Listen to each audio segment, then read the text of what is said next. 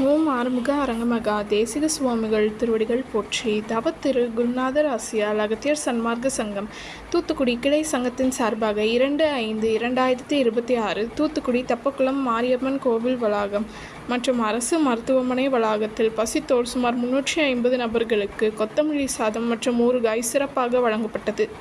வழங்கியவர்கள் திருச்செந்தூர் முருக பக்தர்கள் சார்பாகவும் மற்றும் தூத்துக்குடி அகத்திய சன்மார்க்க சங்க அன்பர்கள் சார்பாகவும் மற்றும் திருமதி ஆண்டாள் ஸ்ரீவில்லிபுத்தூர் மற்றும் எஸ் சாருமதி. அன்னதானத்திற்கு பொருளுதவி செய்தவர்களும் தொண்டு செய்தவர்களும் அவர்கள் குடும்பத்தாரும் எல்லா வளமும் பெற்று சிறப்புடன் வாழ வேண்டுகிறோம்.